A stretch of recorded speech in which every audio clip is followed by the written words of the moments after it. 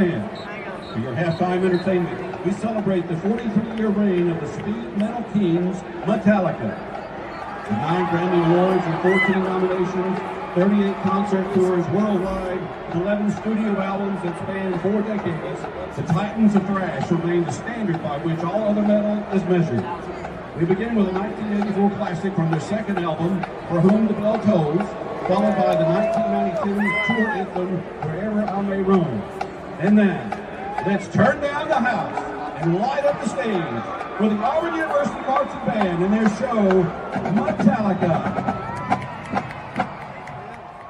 Wednesday night is here once again, and that means it's time for another live recording. Not recording, because we're here live. What am I doing?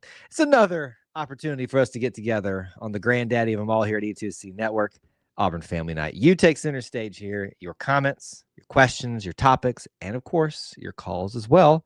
All that's coming up for you right now. Let's cover the Auburn sports, culture, and family, the experience.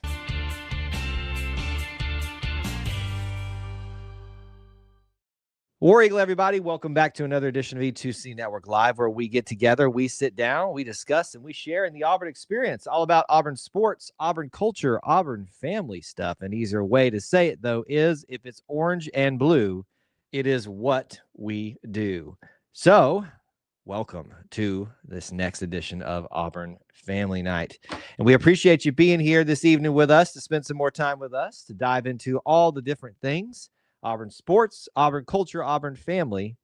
And we're going to get into a great many things this evening. As is the case each Wednesday night, we like to let you, the audience, take center stage here and dictate where we head in the conversation. This is all about you. It is a show pretty much that's produced by you and for you, but by you as well. So come on into the chat if you're watching live. Make sure you're hitting the like button, the share button, and whatever versions of those are on your platform that you're watching, because we're on YouTube, we're on X, we're on Facebook, all the different places, no matter where you're getting. Let us know that you're here. Let us know where you're checking in from. Some of you are already doing that, and very thankful for that. You can also participate in that way on the live portion of the show. With that in mind, this is a Auburn Family Night show. So during this time, that means we are brought to you by our friends at barnersupply.com. I have already, or about to right now, put their link in the chat for you so that you can make sure you visit them, shop with them, check it out. They are a great partner for us on Auburn Family Night throughout the spring season, and we're proud to always be partnering them, but especially during this time of year. Let's be honest, it's baseball season, so you need a good baseball cap. You can see I'm wearing one of them right now, the I Believe in Work, Hard Work, which may be my new favorite hat from them, but there are a variety of others we've worn throughout the years. You can see their logo down there.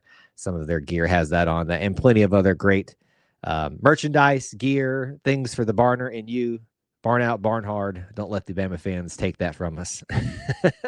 But all that to be said, we're thankful to be partnered with them tonight. So make sure you visit them with the link that's it's in the post, in the description, and here in the comment section as well. If you need that link, you can also let me know. But barnersupply.com is where you want to go.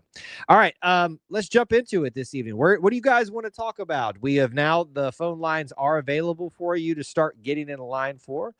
You can access that by going to the top of the chat on YouTube. It's pinned up there. If you are watching, or if you're catching the replay, you can't take advantage of it. But if you're watching over on Facebook or X, you'll have to come over to YouTube. Facebook, you can find it in the link in the comments. Well, the link will be in the comments, but it won't be like pinned up there. YouTube is the best option for accessing that. So we hope that you guys will take advantage of the opportunity to call in tonight and let your voice be heard. Always gives me a break as well. And, it allows me an opportunity to shut up and let somebody else have their say in the Auburn experience too. So we'll take calls in just a little bit here this evening. As always, we want to go where you all want to go in the conversation. You can see I've got a couple things in the title for this particular episode of Auburn Family Night. Spring football abounds, the storylines amongst all of that. The NIT continues on tomorrow night. For those that were asking, yes, tomorrow night, late, we'll have a post-game stream for that, win or lose. And then plenty of other things out there to discuss. The spring sports are in, well, I shouldn't even say full swing. They've been in full swing, are in full gear now in conference play and all that kind of stuff. So that is going, and there's a lot of good things going on out there despite some of the catastrophizing. If you pay attention to the whole Auburn experience, as we stress here. But certainly we can always talk about the things that are frustrating people too. That's part of the discussion and the experience as well. But I know that's where the majority of our conversation will probably lie, is in the spring football space, in the NIT space. I would remind everybody that while we can, if you're more than welcome to bring it up here, I won't have much to say on future speculative stuff. One of the big things that's asked every chance you get now is is Todd gonna leave? I was like, I don't know. I don't care. Not until the season's over with. Then I'll start wondering about those things. I'm worried about the team in front of us. I don't have record predictions, things like that. Like that's, so beyond me at this point, and should be beyond us at this point. But there are plenty of things in front of us to talk about this. I had a feeling this was going to come up. We already addressed when the next basketball game was. So let me take the opportunity, since WT has brought this up. And I feel like we've addressed this before, but I'll do it again because I know we do a lot of content and stuff. So he says, the Auburn experience was awesome on Sunday. I wish we had that format with Austin on. So I understand, and that's why this show exists right here. For what he is expressing is that we did an impromptu show because Austin and his family were dealing with some sickness running to the house. So I did a solo show, more of a early monologue of some of the main topics that we want to hit or wanted to hit in that particular show. And then we gave some time for some more of this type of stuff, what we do here on Auburn Family Night. So there's a reason that we do that show that way. We have to produce content that we can utilize throughout the week or for other things as well. And so it has to be a little bit more formal and things like that. But that's why we reserve a little bit of the Q&A time at the end of the show. I know it feels a little bit less at times because of schedules and things, but that's what that's left over there for. But I hear you guys on that, and I appreciate that you like that format. You would probably get that format again when Austin or myself is out, if Austin ever wants to tackle one by himself. But just keep in mind, Wednesday night, this is your show for you to take that format that you get here or got there is what you get here. And so that's why we do that the way we do that on this. This show is, every show is all about you guys. Let's be honest, because you're not here, we don't have a show. But this one is one where you get to take center stage and dictate where we go. We love the way we do each of those different shows, and it provides us a chance to produce I hate to say it, but a more formal product to market to others, if that makes sense to all of you. Do the boring part for half an hour and then open it up for Austin on the second half. I hear you on that, but unfortunately that is not something that we're going to be able to do. We have to get to all the different topics to be able to hit those things that people want us to expound upon so that we can pull clips from throughout the week and things like that. I know sitting back there, it feels like it would just be easier to do that, but unfortunately we have to do those things those certain ways. It's not that I don't like the idea of that, because certainly shows like this are much easier because we just show up and hang out with you guys. But that's why we do the things without getting into so much detail. But anyway, that's a bunch of housekeeping at the start of it. I had a feeling that I was going to hear from WT and from Hunter on that, because they were very adamant about that and encouraging us to do that. And I just want you guys to understand there's a reason why we do those particular things the way we do that. But I'm glad that you enjoyed that format on Sunday night. Sunday night. Anyway, all right, let's get into the Auburn stuff tonight. What do you guys want to discuss? I see Devin is in the house, and y'all have greeted her the correct way. She is cooking chicken lo mein, if anybody cared. If you are new to the show, Devin, we greet her by asking her what's cooking, because of reasons that are, I feel like I have to explain every single time, but I guess I don't have to, There's a lot of pressure to be on the Sunday night shows. I did it once. Yeah, it's, it is a more formal show, and I tried my best to keep it as informal as possible, but we enjoy doing both shows the way that they are, and they have their own particular identities. I said we were going to get away from this, but here we go. I'm just saying an extra 10-minute segment at the end where the chat gets involved would be dope. That's what we provide. I don't know if you've ever stayed till the end Hunter, which I'm guessing not. I think you have before. So usually what happens is we do the whole show, which depends on how long we want to expound on things. Usually runs about an hour.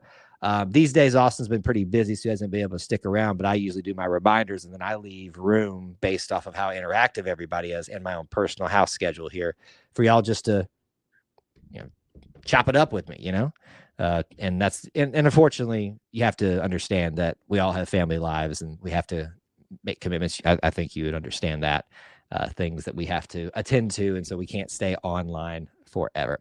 Anyway, I appreciate y'all's enthusiasm for that, but this is a show about Auburn, so let's shift gears and go into more of the Auburn talk on this one. That's going to be probably boring for those people that are just stopping by.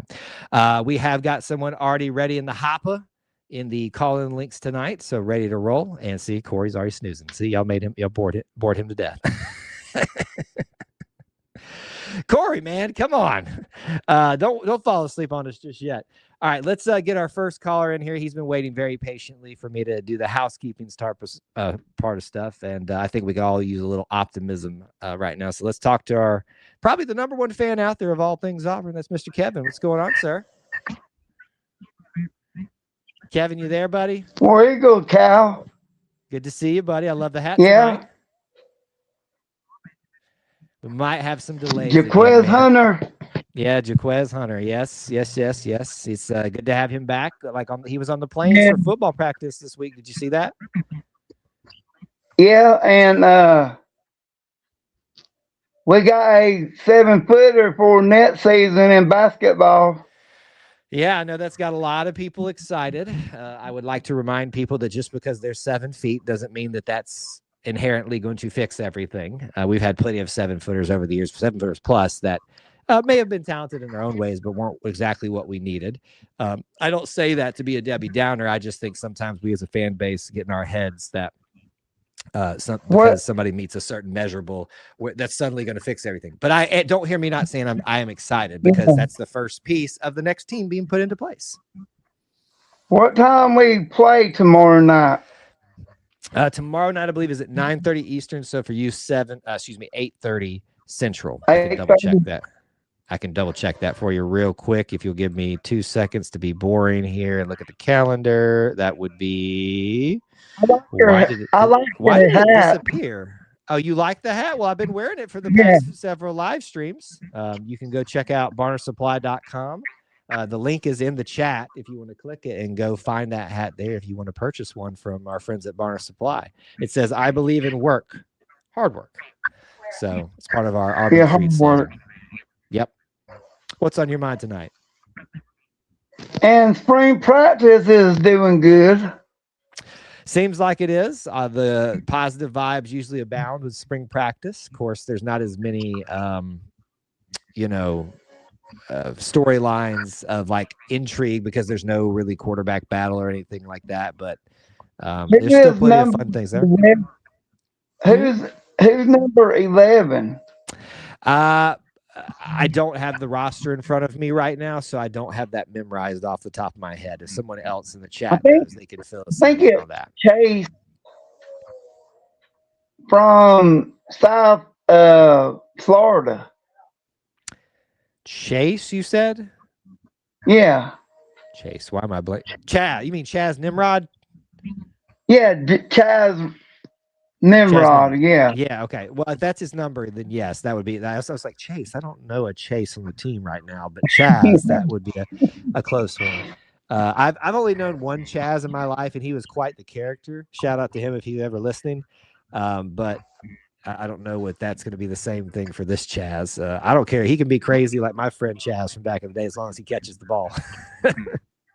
and I think we will still sign a couple more players in football too.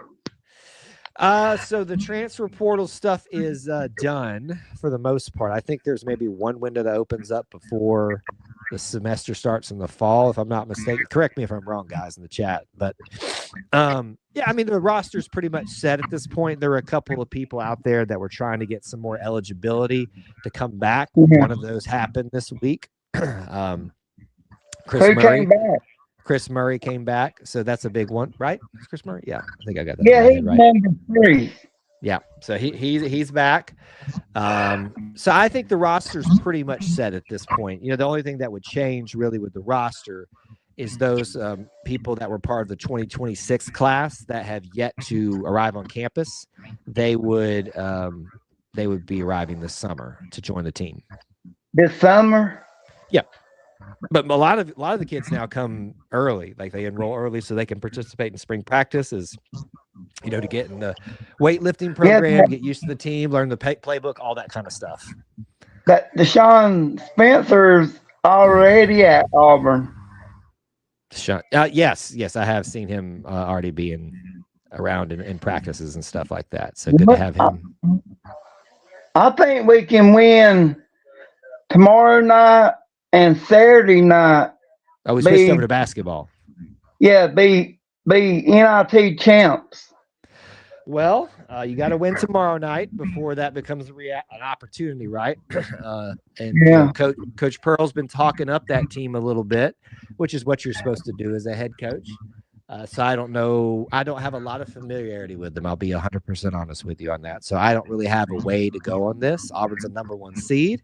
They've handled their business like a number 1 overall seed, even though it's been a little bit rough at times at the end, given all the controversy they have. So, I mean, if you're a betting person, which I don't advocate for, but if you are a betting person, you probably put your money on Auburn at this point. And I still wear that headband too when we play. You wear a headband? Yeah, headband. Well, where's your headband at? Why aren't you wearing the headband tonight? Because we don't play tonight. Okay. Oh, I get you. So that's like a superstition for you. Like I used to wear the headband at the football game. So you only wear that for basketball. Yeah, basketball. All right, listen, man, I love that. I had that sweat-stained, gross thing for football for years. I hope our baseball team sweep Arkansas this weekend. We need it. That would be a nice change of pace, wouldn't it? I think that would do a lot of good for some of our weaker of heart Auburn fans that I would say out there. I'm going to get some people stirred up with that comment, but yes, I think some of our less resilient parts of our fan base need that sweep more than anything. So it'd be nice. Yeah, I'm still hoping I get to come to the 8A game. So is it like less likely now? Are you still planning on it? Pretty strong? I'm still planning on it if nothing happens. Well, remember, it's free to get into, so free to sit in most places where you want to. Is it free to get into? Oh, it is. Hey, this is the old A-Day, Kevin. Like, this is free. Band's going to be there. They'll still have the Tiger Walk. Oh, yeah. I am the not. fans be there. They have not announced it, Kevin, but I think that I will throw you a prediction that I think the Eagles going to fly. I'm just going to say it. I think the Eagles going to fly. Yeah, I think Ross Kane will do good in the 8A game. That would make a lot of people happy as the last person of the Freeze 4 left here. A lot of people are rooting for him, and I would count myself in that. So I'd love to see that.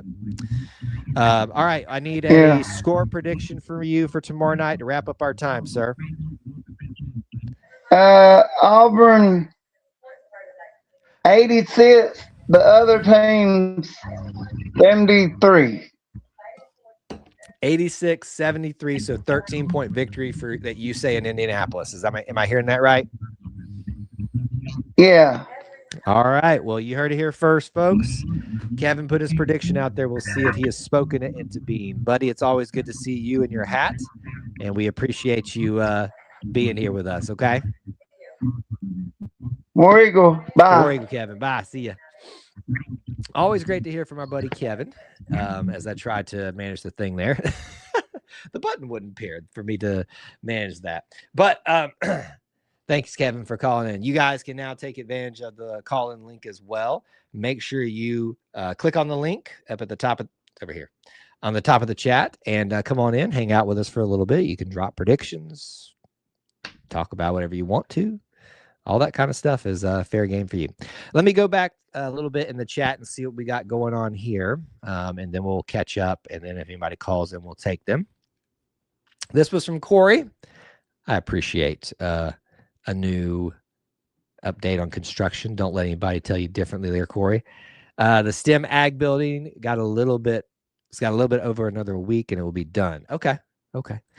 Yeah, that whole area over there has been just so construction laden over the last 2 years. I think it'll be nice to see that done again. I know Austin will probably also enjoy not seeing construction all the way around him. There you go. How many total games are in the collegiate baseball season? I think WT answered that for you. You know he's going to have the stats ready. Total of 56 games. I'm going to say yes because that sounds right to me. If I remember, trying to do some quick math in my head. That sounds about right, to be honest with you. Yeah, there you go. He broke it down even further. 30 games. So, yeah, 10 series of 3. And then they're 26. Wow, is it 26 non-conference games? That's wild to think about. I mean, I know we broke that down in our baseball preview, but I guess it just never sunk in. But you're playing 3 or 4 series before you get to conference play. So that's 12 right there. So that leaves only 14 more, which throughout the season with your midweek games, I guess that can get to about right there. Let's see here. I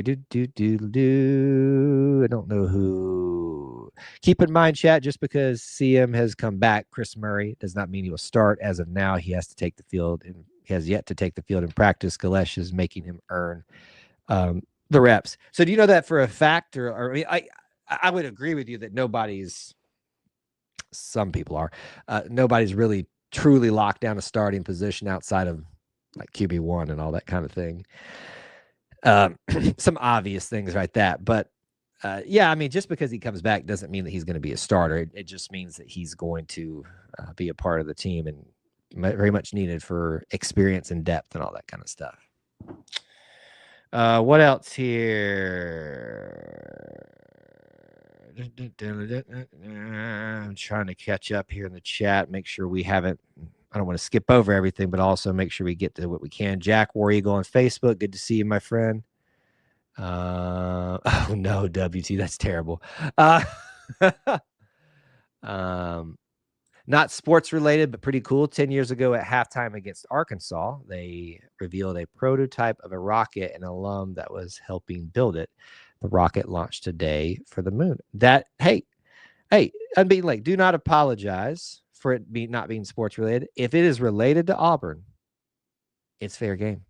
That would fall right under. I'd probably say that falls under the family category, the sports culture family. Wouldn't necessarily call that culture, but that's a cool just aspect of that. That's really neat. So thanks for sharing that. Hunter says, how do you evaluate us whooping Georgia Tech's tail in the first series and getting beat 15-5 in the most recent game? Was that the final score? I blacked out. I got a funny story for y'all for that in just a little bit. So don't let me get away from the show tonight without sharing that. So how do I explain it? They whooped us at their place. We whooped them at their place. It's pretty simple. It's pretty simple as that. And Auburn's a little bit of a slump right now. I mean, I think that's pretty easy. Galesh said it at his recent presser about Chris Murray. I don't remember that. I'm not saying he didn't say that, but I feel like I would have remembered that. Are we going to win against Arkansas in baseball? Let me look into my crystal ball that I don't have. I have no clue. I hope so, though. This is from Hunter. I understand slumps, but I'm also saying, how do you evaluate us regarding rankings such as with polar opposites and showings against the same team? Just want to understand it better. I think you're overthinking it. I'll be honest with you. This is I know you don't like this phrase, or anybody doesn't like this, a long season. I think when we try to dissect things too much, you need the fuller body of work to understand it all. I think it amounts to those two things.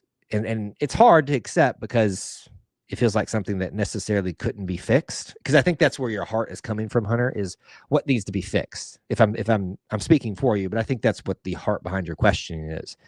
And certainly there are things that could be done better in it, as they can in any loss. But I think it's just a matter of they were at their place and we were at theirs. They're more comfortable there. We're more comfortable there. And we were hot at that time. Now they're hotter.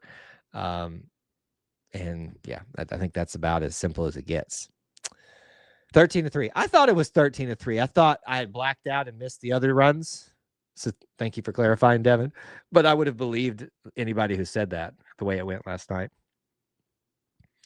Are we going to win against Austin's Juju when he's at the game this year? Now, Corey, I know you've been busy lately, but we have determined that Austin is no longer subject to our ridicule for that because he has been to several events of several different Auburn sports, and we've won more often than we've lost. So I don't think we can blame him for that. There was a time, though. There was a time when we could probably make that case that Austin was to blame, and I would jump right on that bandwagon with you guys. But we've given him a little bit of leeway on that these days. Engineering is where I would put in the culture of the family reference for Unbeaten Lake. So, yeah, I mean, everybody can have their opinion about what falls into what category, right? Sports is pretty obvious.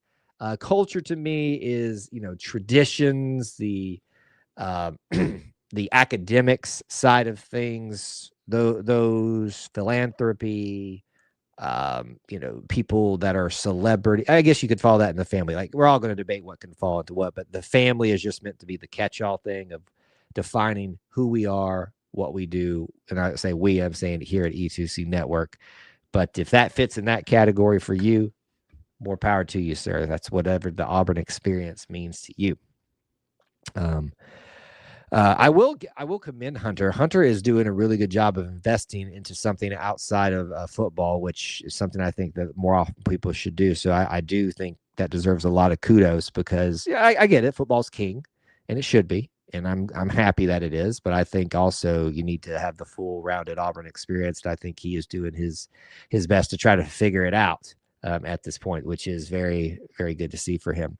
We've got a caller waiting here. We'll get them in just a second. Couple more comments from you guys before we get to a fun call this night. It's nice to see that face in the green room over there. Hunter says, I blame me for our lack of basketball success. I watched 7 games in full on the year. We went 0-7. I purposely started watching late, not to counter it. I think we found the culprit, everybody. So let's just be honest. Austin, you're off the hook. Hunter is the reason that we have been losing. So yes, Hunter, you are hereby excused from all basketball games going forward. I do not want to see you anywhere near that except in our post-game show. If it was that simple, and I wish it was, man, we've been having some success right now. Corey says, Auburn sports is the air I breathe. That's the way I was raised. Amen, brother. Amen. Some stats from WT. The RPI, the ratings percentage index, 25% team winning percentage, a weighted win-loss record, 50% opponents winning percentage. How good the teams you played are, 25% opponents. I think I said those a little bit in an interesting way that's confusing, but you can read it and do it for yourself there. All right, one more, and then we'll get to our caller. From Brian. Kyle, do you like how Galesh played the Dixieland Delight during the period's practice? I don't. It's not a like or a dislike. If that's what coach feels he needs to do to prep his team for situations, it makes sense to me because if you're having a period in which, if you've ever been to one of the open practices in the past, you've seen how they divide these up into several different periods, and they're focusing on different things, different drills, different situations. And one of those situations would be the environment and the sounds that you're going to hear this particular year playing at Tuscaloosa. That would make sense to me. It'd be the same thing as Rocky Top at Tennessee, which you're going to do as well. So if it would not shock me to hear that we're going to be having a Rocky Top segment either. I think it played well on social media, and that's why it got the running that it did this week, as you know, most things do. All right, let's get our next caller in, ladies and gentlemen. She's out of the kitchen and into the view of us. Here we go. Miss Devin, what's going on? Hello. What's cooking? Low man, I know. Yep. That does sound good this evening. If I didn't stuff myself at a barbecue restaurant tonight, I would definitely partake in some of that. Yeah. Jim and Nick's, y'all got Jim and Nick's out there in Texas? Nope, haven't heard of it. That's tough. I got some of the best cheesy biscuits you can get. Nice. That's their like not entree, but their staple of thing that everybody knows them for, which I guess you'd hope you'd be known for your barbecue at a barbecue place. So I digress. Yeah. There's a Jim and Nick's in Auburn the next time you're there if you want to try them. Though. Okay. But I would also send you to Bow and Arrow. I'd also send you to what's the other one? Oh, I just got sad for a minute because the best one left, Mike and Ed's, may it rest in peace, was the greatest barbecue joint that ever existed, and it just breaks my heart daily that I can't walk across the railroad tracks to go. And I'm sorry. Okay, that's enough about me being sad. What's on your mind tonight, Miss Devin? Well, okay. At first, I have a question. Then I have a few comments that I want to make. Okay. So, Yes. is it Gaulish or Galesh? Because you say Galesh. I say it Or so does it, many ways. Like, I don't know. You started saying that, and I was like, wait, is that right? Because I think it's Galesh. I think just say I have a tendency to drag enunciations out with my Alabama accent. So Golesh, Gotcha. I think is what Golesh, but it's Galesh. I Mhm. think just Galesh. Don't drag it out, Galesh, like that. So yeah. Okay. but Gotcha. I'm pretty sure that's how it's supposed to be said. But me and the guy with the podcast, you think would know how to talk, but doesn't, I guess. Well, everyone pronounces it differently, so that's why I was wondering. Because I've heard it like a lot of different ways. Hey, you want to see something funny or listen to something funny? I don't know if you've listened to any of the track and field segments we do, but watch me pronounce some of those things. That's where it really gets dicey. So, like, if you ever listen to the main show and we talk about, I'm gonna Cain Sola Ajayi. I usually pitch it over to Austin. Austin, tell us about him, and he's like, "You son of a," because he's got to pronounce it then. So, but anyway. Yeah. I always love, because I'm a BYU fan, and so I always love the announcers trying to pronounce all those Polynesian names. Oh yeah, that's a tough. There are a lot of those out there. So it's tough. Yeah. I mean, no disrespect to anybody's name or culture. It's just my thick Alabama accent, and I cannot get rid of it. And I live in Georgia, so you think I'd have a Georgia accent, but no, I'm not that. I don't sound that dumb. But anyway, go ahead. I don't bark at people. Well, yeah, that is something thankfully I've never experienced. Oh, have you? I know you're in Texas, but surely when you've been over this way, you experienced a Georgia fan in just proximity. No? Nope. Oh wow. Even when I was in Georgia, we didn't. I mean, I didn't hear any. No one was barking at us. Grown men barking. That is still to this day. It's funny because I asked my dad about it because I was like because we were talking about. I think we were talking about. It might have been during the Georgia game. I was like, did you experience this? Like Georgia fans barking? And he was like, that must have started after me, because he was like, growing up, no, I did not experience that. So my dad, like, it wasn't a thing when he was growing up. So I don't know. And think about it, as each generation comes up in a fandom, they kind of choose what they lean hardcore into. Yeah. I think this is obvious, and that this is not a reflection of anybody else that uses it. But I don't say "war damn eagle" all the time because I just that's just not me. I don't use that word a ton. I don't. I don't. I don't really use that all the time. But that's become such a big thing now. And instead of saying War Eagle, I don't even type WDE. I just type War Eagle. And listen. Again, everybody in the chat, like anybody that is not a reflection on you guys, if you want to do that, you go. It's part of the culture. No, I don't care. Yeah, but like that's just kind of what my point in that is. The whole barking thing. What you said about your experiences, your father's experiences. Each generation picks up on that part of the culture of the fan base they're in, and like pushes it forward into the future, I guess. If you think about it, maybe that's the explanation. I don't know. Yeah, I mean, well, I've definitely seen the videos. I'm just like, I just can't imagine. Anyway. Yeah. I can't imagine what has to go through your head to think that's like acceptable. Don't think about it too hard. They can't take that much thought put into them. Yeah, exactly. Yeah. Oh, I took us down a rabbit hole. What you get? What's on your? Okay. What else is on your mind?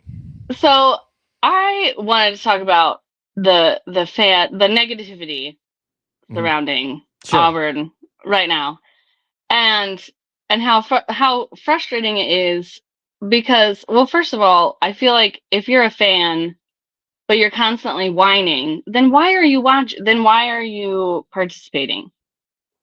If all you are going to do is be negative, then go do something else. Like, if I'm getting too angry, I turn it off. And like, that's not to say that like I want them to lose or anything, but it's just like, all right, I'm not gonna watch this anymore, you know? And so the people who are constantly negative, I just don't understand. Like, then why are you paying attention to it? If it's bringing you so much misery, then just go do something else. But then also the thing I've been hearing the past few years since we've been in this rut, especially with football, haven't heard it so much with basketball because Bruce has been winning. I mean, this is the first season where we were down. But and just how we have a winning record, mind you. Remember that. No, I know. Yeah, I know. I'll get to that. But people are like, oh, we have such a loser mentality, just a bunch of losers, and they just can't, stuff like that. And I'm just like, did you ever think that maybe it's the other way around? That the fans are the ones who are making the team feel like losers? It's definitely something to bring up. Because all I hear constant and all I see under posts when we lose are, this is pathetic. Why can't we, like, I know that you want to think that the players live in a bubble, but they don't. And they see that and they hear the shows and they hear all the negative talk. And maybe that actually affects them more than they would like to admit, because we all want to pretend that negative comments just don't affect us and we just don't care. We care. It sucks when someone insults you on social media. It sucks. It affects you. Even if it's a totally baseless accusation, like, you don't want people to think badly of you. You just don't. Yeah. And so when that's all the players see, how can that not affect them? And then they start to believe they are losers. I see this with my kids all the time. People at school say they're dumb, then they come home and they're like, I'm dumb. Who told you that? Well, some kid at school called me dumb. Sure. And so I think it would benefit us to elevate our speaking. And if you don't have anything nice to say, don't say something at all. We learned that in elementary school. Yeah. So I'm not saying I don't sit there and say in my head, this is pathetic, but I don't need to put that on social media. Like, I can think that, and I do. And I say, like, or think, ridiculous stuff, but it's just not helpful to sit there and say, this athletic program is a joke, burn it to the ground. Like, how does that help anybody? It doesn't. I mean, it doesn't even help the person saying that. Yeah, and I know that I just feel like social media, like, for all the good it's done, it's also done a lot of bad things because, like you have been talking about, everyone just wants clicks and everyone wants views. And so really what you get is on social media is like the extremes of everyone's opinion, when most of us really just live right in the middle. But living right in the middle doesn't get you clicks and views. So you have to say 100% the most controversial things. And so it's, especially with this latest, like, losing to Alabama, we got swept, which again sucks, but it's a long season. And honestly, beating Alabama isn't our bar, nor should it be our bar. We're trying to get to the College World Series. Let me add something, and you can continue in a second. But what I find interesting about what you just said is, whatever the discussion was about, I would often bring up a point sometimes that I think it was around, when Gus was being fired, or should Gus be fired. One of the reasons I gave, of the many, that he should have been kept is that he was beating Alabama. And then people would throw in your face, well, is that all you care about? Well, that's I'm like, no, that was one value, but it's not the only thing. But now you got people that are acting like that's the only thing. So Only thing. Yeah. it's people pick and choose what they want to that Right. best suits their point. Very few people are willing to do the critical thinking, the legwork intellectually to really flesh out what they're trying to say. And what most people are trying to say behind these things is that I have a God in my life, and it's not the real God. It's the sport. Yep. And because it's not fulfilling me, I feel like I've got to tear it down, tear those other people, especially that don't agree with me, down, so that I can find, for even for just a blip of a moment, just a semblance of feeling okay about myself. But then you realize it doesn't do anything. It doesn't. So, but let me, to your point about all of the negativity and stuff, I think the other side of this is missing too. It is 100% okay for you to share your opinion, even if it's not a positive one. It's not about the opinion sometimes, even sometimes, but it is about how you choose to go about sharing it, the manner in which the wording that you're using. What's your goal? Like you said, what is the goal of that? Like, when you type, I'll say Bo Nix. I'll say, when you type Bo Nix is the worst quarterback that I've ever seen, I wish he had never come to Auburn, because we got comments like that. So like, what does that solve for you? Like, what does that solve for you, other than getting that off your chest for a momentary? What does that solve for Bo? What does that solve for the team? What does that solve for the fan base? Like, it's pretty self-serving and pretty selfish in that regard. So I think it's important to have constructively critical conversations about what's not working.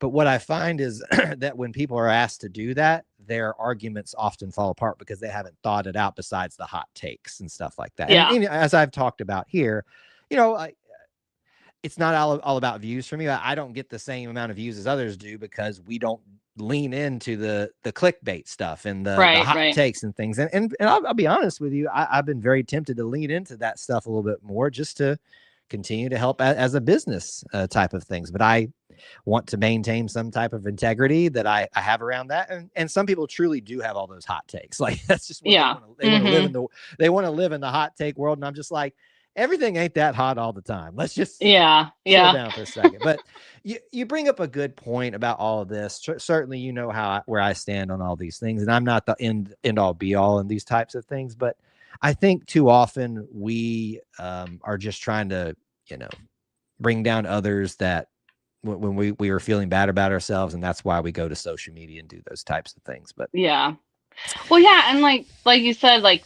is it moving anything forward? Like that. Like, I've been trying really hard to focus on that, and no one's perfect. Obviously, I'm sure I've said plenty of negative things. Now everyone's going to go to my Twitter and be like, look at this negative thing you said. I know I've said negative things. But what I try, and I have not tweeted a lot more things than I have. Believe me, I press that delete button a lot. Yes, it's like, get rid of that, or backspace. Yes. Well, I just sit, like, before I hit send or post or whatever they're calling it these days, I think, is this going to further the conversation? Is this going to help anyone? Or am I just trying to get a jab in? Or am I just trying to, slap back at someone? You know what I'm saying? Yeah. So, but, people just don't think that way anymore. Unfortunately. And I think this is a theme that comes up a lot here or other places as well, too. And my encouragement and I'm saying this equally to myself as I am to you, to our audience here tonight. I think it's important for those of you that are feeling that negativity that continues to bleed out in moments like this. It's important for you to engage in the conversation in a constructively critical way, but it's also important for you to elevate those that are doing the things that you don't find as repulsive. I'm taking us out of the conversation, but I think we have a tendency, as much as I've done this before, like, I'll complain about people, like, the only thing you ever comment on our stuff is negative. I never hear from you unless you got something negative to say, but then I find myself only responding to the negative comments, and I won't elevate those more that are giving something that's positive. Now, it's hard to add to War Eagle as a comment, right? Like, you say War Eagle back, but if someone's offering up some information that's like, or their perspective about this, and it's either constructively critical or more positive or something like that, it's important for all of us to elevate that more, because then that becomes the more popular thing to do, because they're actually getting response. That's all people want, is a response. And so if you give the response to the people that frankly deserve it, you might actually make a dent in that way. And it takes more than just Yeah. you, me, and everybody else doing that. But that's Well, my and two I think cents. too, it's who you allow to influence you and who you Sure. allow in your space. And I don't follow all the Auburn fans on Twitter. In fact, I unfollow a lot of them that I have followed previously. You know, I mean, you just have to, and I think that evolves and changes over time. You know, because I've been a lot more selective about who I follow Sure. and who and you know, um, and and if they're just getting too negative, it's like, bro, I just don't need to see this. And but right, and that doesn't mean you have to comment on it. Just just unfollow them, or just scroll past it, ignore it, whatever. Yeah. And you know, you just don't. I don't need that negativity in my life. Some people will say, well, you don't need Auburn in your life right now because it's doing nothing but negatives. I'm playing that Yeah, angle. yeah. Well, listen, yeah. let's all be real. Let's all be real for a minute. It sucks that Auburn has lost all of its major sports to Alabama this year. Yes, it sucks. Let's not mince words. Absolutely does. No, it does. It is. I want to use this phrase. It's overused. It's inexcusable. It is in a way, but there's so much context that's lacking in that big bold statement about why those things happened when they did. And then the question, we go back to that cycle of, well, it was all you care about Alabama. It's like, no, but now I do. It's just, social media. It was just kind of the perfect storm, you know. Yes. And we all thought the baseball team was. I thought they'd at least get one. I thought they would win the series personally, but I did too. Sometimes it just doesn't happen. And it sucks to lose in all three major sports. I made this comment on someone's post the other day. He said, we've lost to Alabama in all sports and it's terrible. And I commented, I was like, not all sports, just the three that you care about.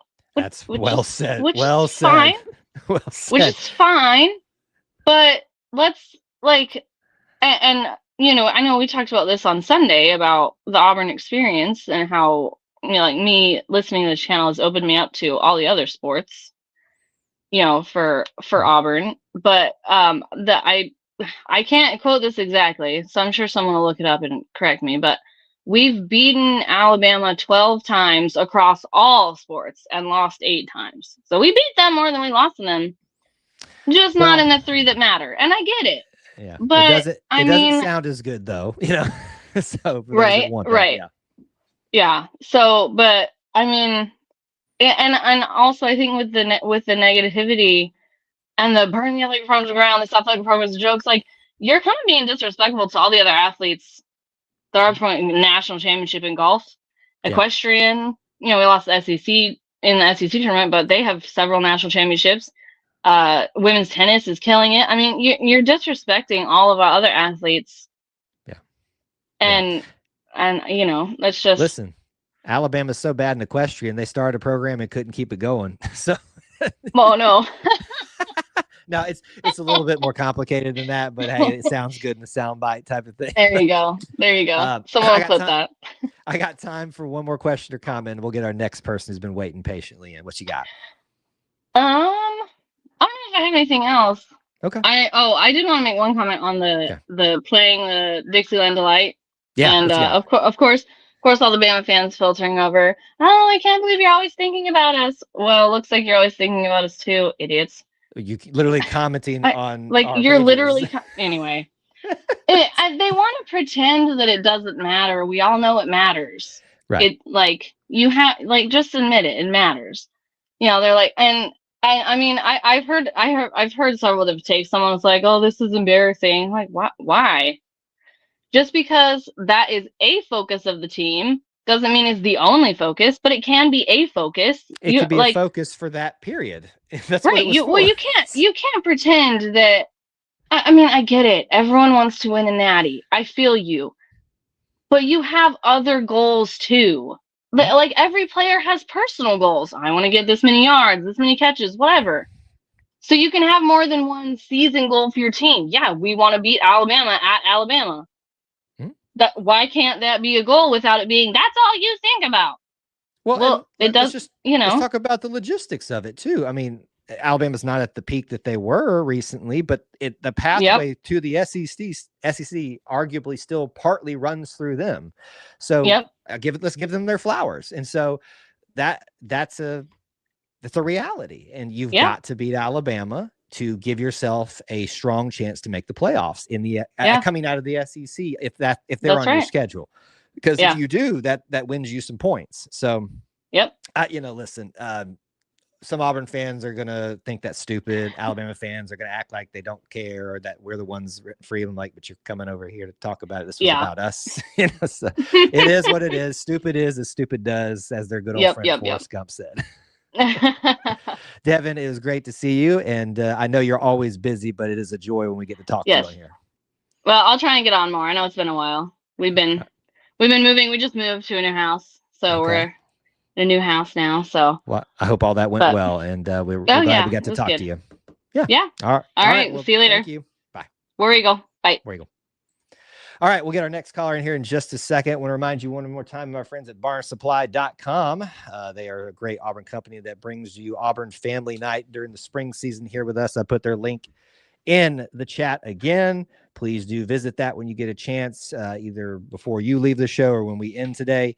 Check out some of the gear they have there. I cannot stress this enough. They are a great Auburn company and run by a great individual, Matt Hill, who I've gotten to know more and more. And I consider him, even though we've only met a handful of times in person, just, a great person and with a great company. I mean, this hat alone speaks for itself. So if you believe in hard work, go get you this hat, gear, merchandise, all the stuff. It's there. So good call from Devin. And she always brings the good stuff when we have the opportunity to have her on. Look at that. Devin, wife, chef, counselor, woman of many hats. Love it. There you go.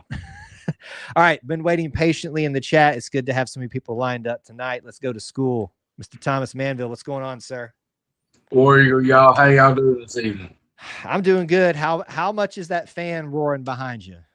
If it's loud, I can cut it. I just meant I know it's warm outside. I can't hear it, but I hope for your sake in that room that fan's going good for you.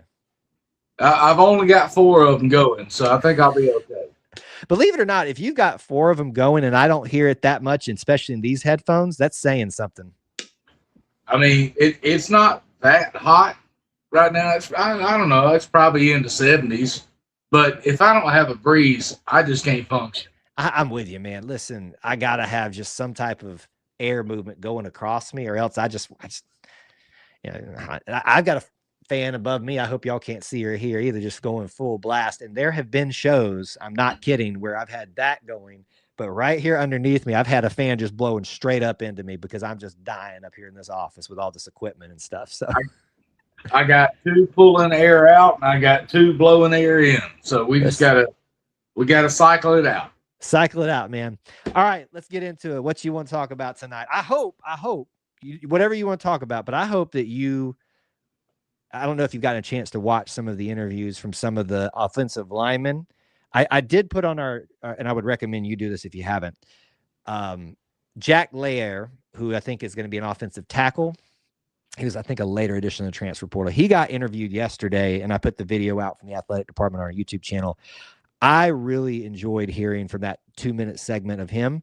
That's the first time an offensive line has said something in a while that really just kind of tuned me in. And I don't know I think partly it was he was very honest when someone asked him, how did the last segment go today or the last period? He goes, I'm going to be honest with you, not really great. So I love the honesty and frankness about, hey, we aren't where we need to be at this point. So I'm digressing at this point, whatever you want to talk about, but I hope you do get a chance to watch that. Well, let's go ahead and touch on that. For a potential leader of the team to step up and say, we're not where we're at, that's great. This is spring ball. This is not fall practice. This is spring practice. So we got a lot of time to get to where they want to be. Yep. But for a potential leader of the team to sit there and say, nope, not where we need to be, great. I love that. This is spring ball. This is where we need to separate the wheat from the chaff, to get biblical. Sure. This is where we need to do it right now. We're not where we need to be. We could get better. Great, do it. I love that.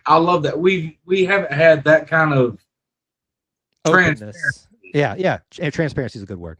We haven't had that in quite some time.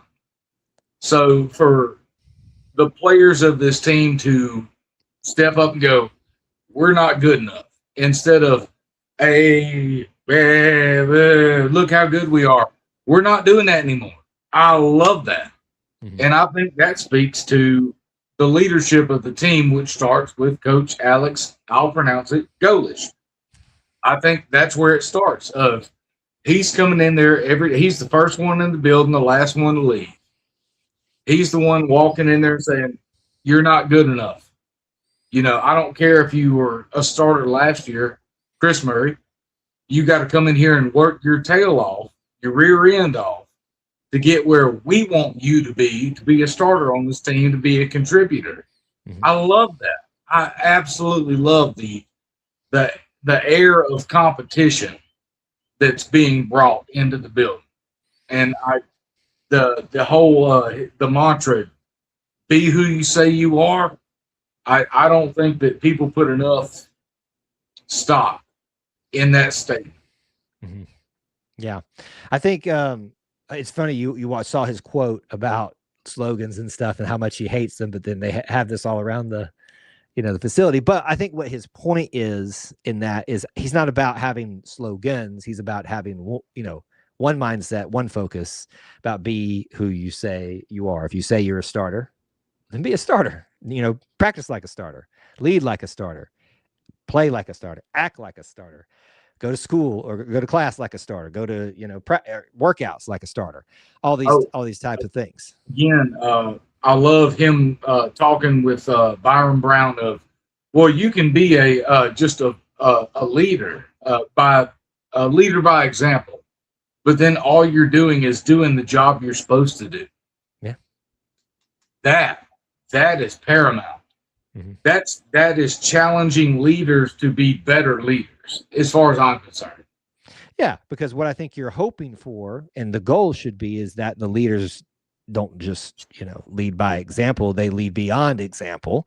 And thus it brings everybody else up to that level of leading by example, doing what you're supposed to do. And so if you've got a team that across the board, the averages is everybody's doing leading by example, but you've got a strong core that is beyond that, your true leaders and stuff like that, that's a really good, healthy foundation of a program right there. And it's hard to gauge whether that's just talk right now or that's a reality. And that's why, I stress don't build narratives right now, good or bad, while we're just letting all this stuff play out. But I mean, I think everybody's starting to hear a lot of the things they like to hear, which is, good. I want there to be a little bit of hope, positivity, and right now, especially infused into the fan base a little bit.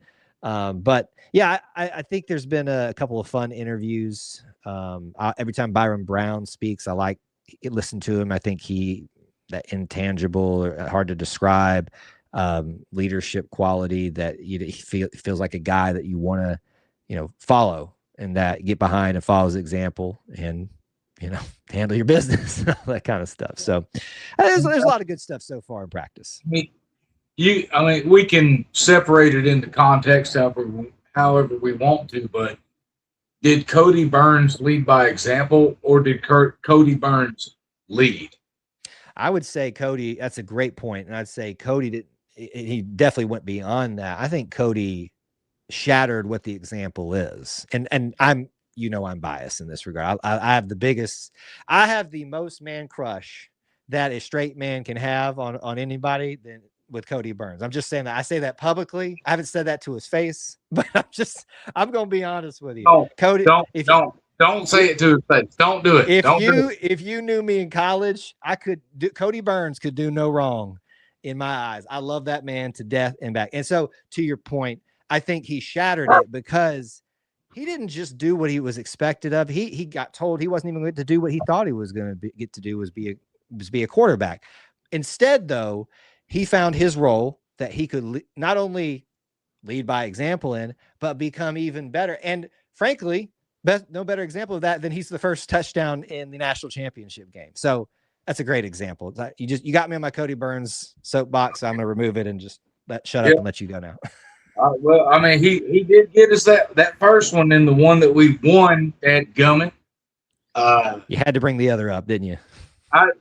Well, we had every opportunity to win that one, but dadgummit, Kickoffs. Insert cuss word. Just kickoffs.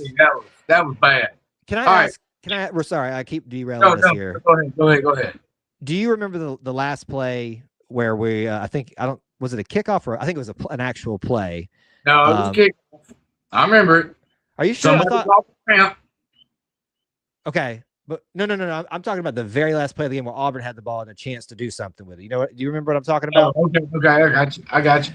So Trey Mason ends up with the ball. I think what it was is Nick snapped the ball and he threw it back to him in a lateral motion, and then Trey kind of did some juking.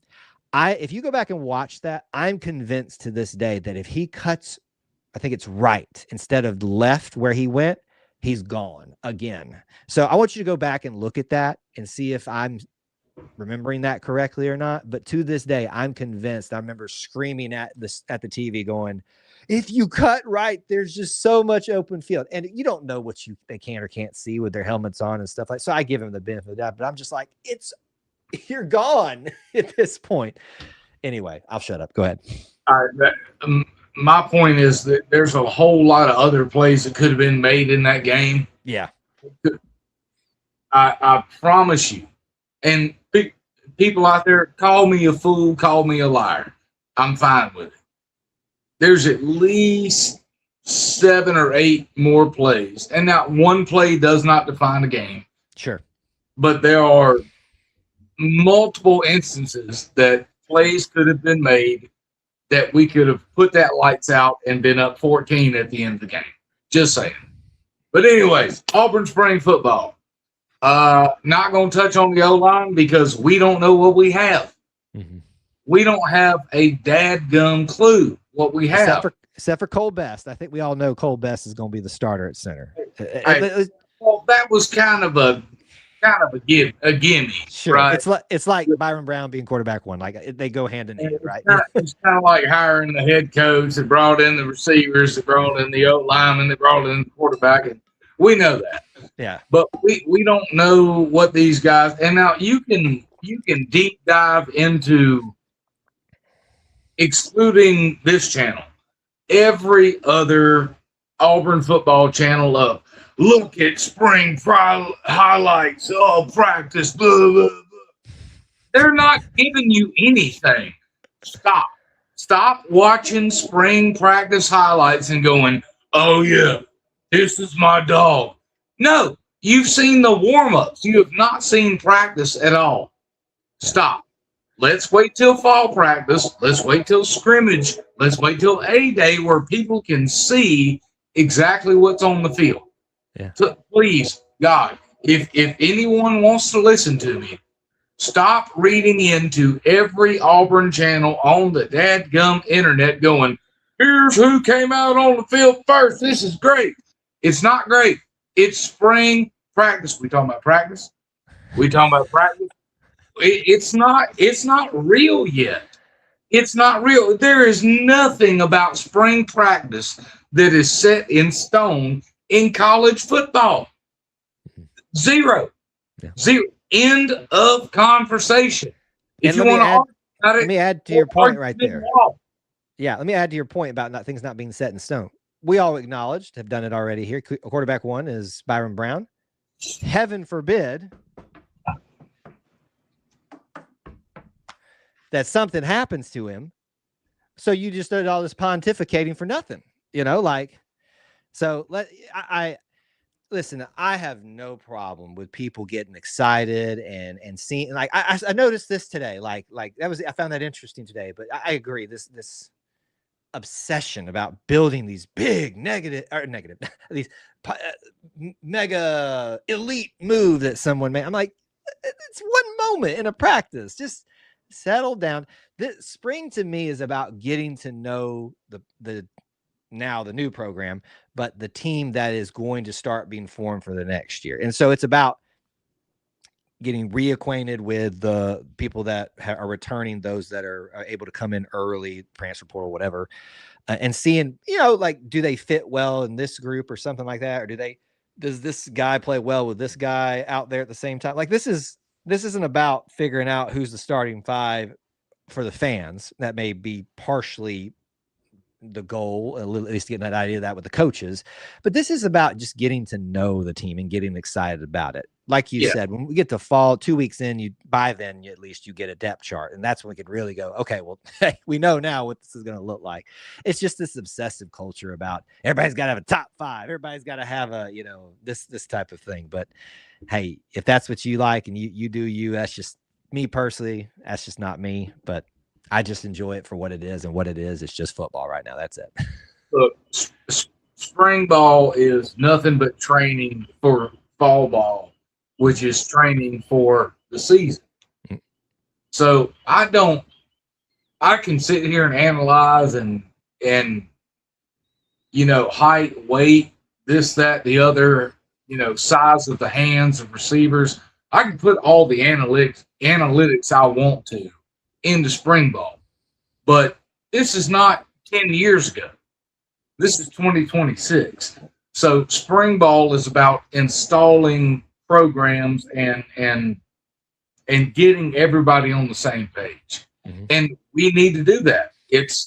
I don't think that it's unnecessary, but for us as fans to sit here and go, oh, this guy's the starting 3 wide receiver, it's probably going to change. Mm-hmm. They're probably going to watch film for other teams and go, we should move this guy out.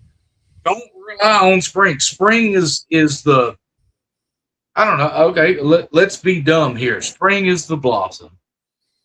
Fall is,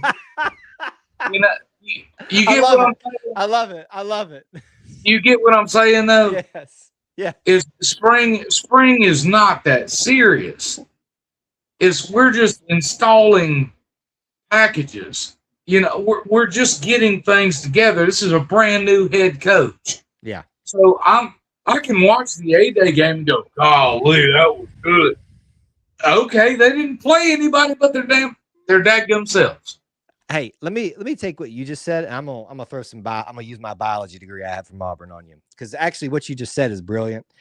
Kyle got that degree, y'all. Kyle got that degree. Yeah, look at me, degree that I'm not using right now. But ironically enough, I'll be going back to my old place of employment tomorrow for a visit, and that's when I was using that degree from Auburn, which I had a great time with. Anyway, I digress. So to use your analogy of this, spring is the blossom of the flower. Blossoms are pretty. They're great. They're flashy. Everybody gets excited about them, but they wilt away. What is left when that flower wilts, though, is the fruit. And people think of fruit as an apple, but fruit is whatever comes after that blossom is left over. And so you find out how healthy that plant was with the fruit that's left behind when it falls off, if it was a good, fruit or not. So you kind of came up with a brilliant analogy for spring is the blossom, fall is when you harvest the fruit from that flower and then figure out if it was good. Fruit, the right fruit, the good fruit gets picked. The rest of it gets left behind. Wow, this is just the goal. The goal is to win games. Mm-hmm. The goal is not to be pretty, to be shiny, to be an orange, an apple, a peach, a cherry, a blueberry, a blackberry. Now, I am partial to the blackberries, though. But the goal is to get picked, to be the starter, to be the one that's going to help lead the team to wins. So, wins. We had 5 last year. So what's our ceiling? What's our floor? So I would say your ceiling or your floor is at least 2. Mm-hmm. So I could definitely see us winning 2 more games or more. I mean, I'd love to see Auburn in the playoff for the first time, because I remember the first time they announced the playoff contenders in 2014, Auburn was there, and I went, shoot, yeah. And then, so no, it doesn't matter anymore. So you can't rest on your laurels. So what does spring and fall practice lead us into the season to get us where we want to be? Mm-hmm. So if we have 5 quality Auburn wins, is that good enough? Not to me. Mm-mm. If we have 7 quality wins that may not be 100%, work hard work, but we need more wins, basically, is what I'm saying. I got you. Yeah. We can't rest on Auburn and the way that Auburn people, men and women and others are. We have to win ball games to bring this program forward. Yep. So the fan base has to figure out where they are. Do you want Auburn quality or do you want championships? And I know that sounds like a big split, but do you want to keep intact the Auburn way of life, so to speak, or do you want to win ball games? Do you want to win championships? What is your standard, our standard as fans? Do we want to stay within the Auburn family and be okay with losing? Or do we want to win games and maybe change a couple of things here and there? Or are we able to keep the Auburn family intact and still win ball games?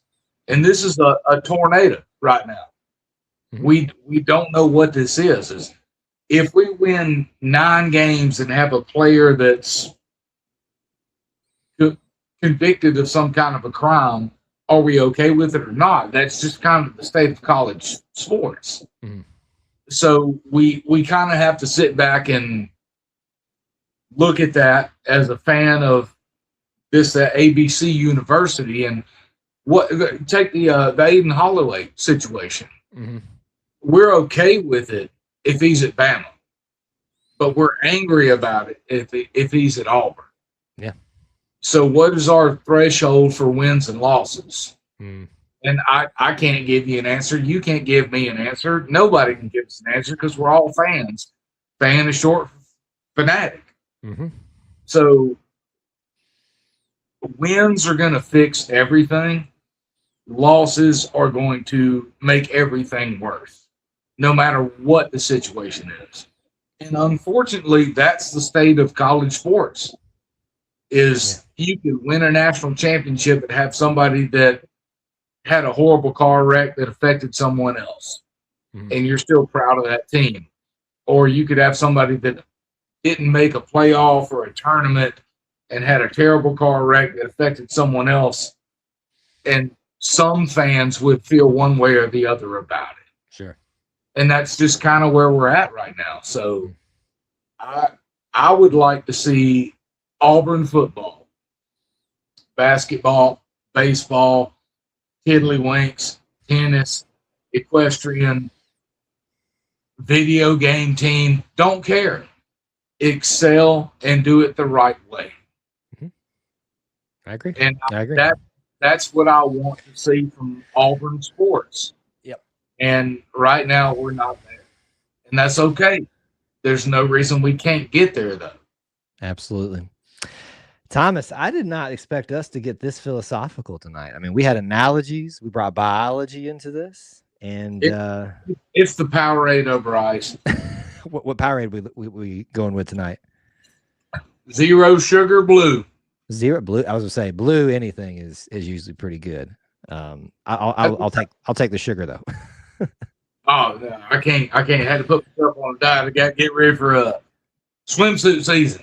Well, I've been trying to get ready for swimsuit season for the past 5 years and it hasn't worked. So I'm just, but I'm trying it for the first time. I'm going to try my best. I got to drop 10 pounds before I go on this potential cruise before the football season is my last hurrah before I get busy again. Cause I'm going to put 10 pounds on. You got cruise money? Dang. Don't, this has been saved up for a while.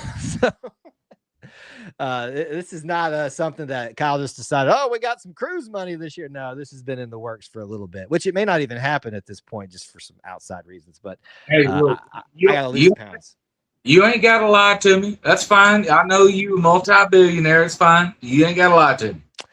if I was a multi-billionaire, we would be in Auburn right now in a brand spanking new studio with an Austin sitting right next to me getting his butt paid. So that's what would be going on.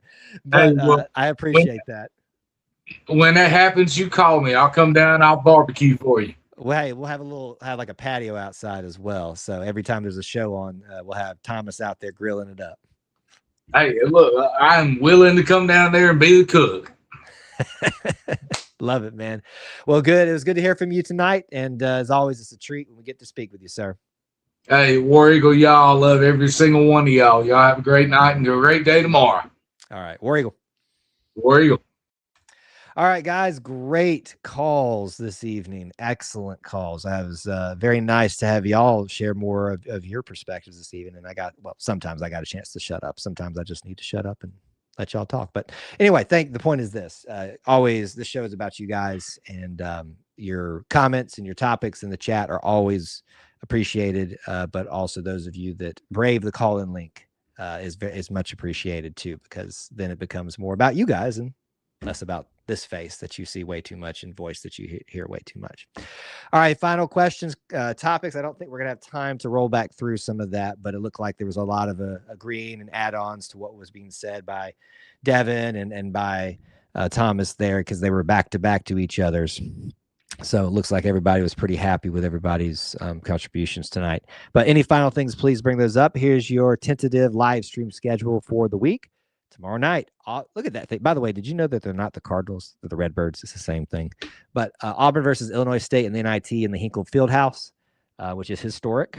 And so hopefully Auburn will have a win so that we can celebrate that. If not, we'll wrap that game up and prepare for the offseason. But we're going to hope and believe that they will be in the championship game for the NIT. But join us tomorrow night. It'll be a late one.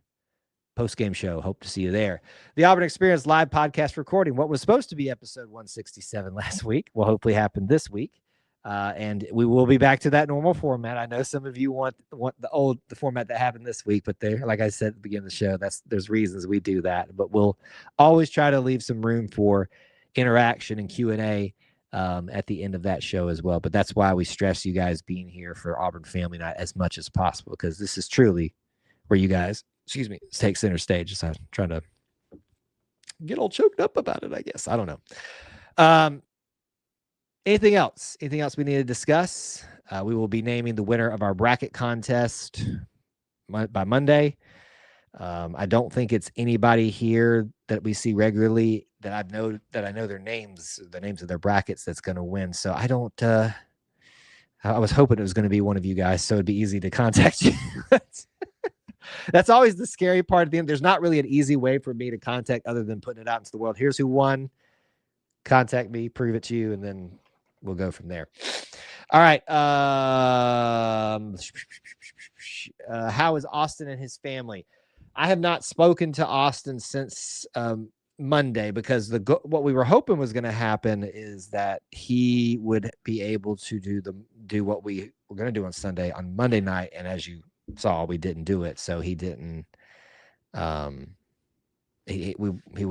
just too much going on there. You know, two little boys, bugs they're bringing home. He gets around all that stuff, which I think, if I'm understanding, he was mainly helping manage that than anything else, and you can understand how that can be a little bit tiresome for him. But as far as I know, everything's okay there. I'll check in with him later in the week, but giving him some time right now. This is from Devin. For tomorrow night, I think we win, but we don't cover based on the fact that we haven't yet. Well, I mean, I guess that's one way to go about it. If it hadn't happened yet, then why would it? Or because it hasn't happened yet, it's even more likely that it will. Depends on your perspective. If you're asking about Austin, where did he go? He was on the show this Sunday night. His family has a sickness bug going through the house, and he has two twin boys and had to manage that situation, so to speak. But he'll hopefully be back this week. All right. We're going to head out. I've been on here a little bit longer than we normally are, but that was a good time. And thank you all so much for being here, being part of our little family within the Auburn family, and participating with us on Auburn Family Night. As we go, I remind you, the Auburn Creed asks you to do justly, to love mercy, and to walk humbly with God. We ask you to do the same. War Eagle.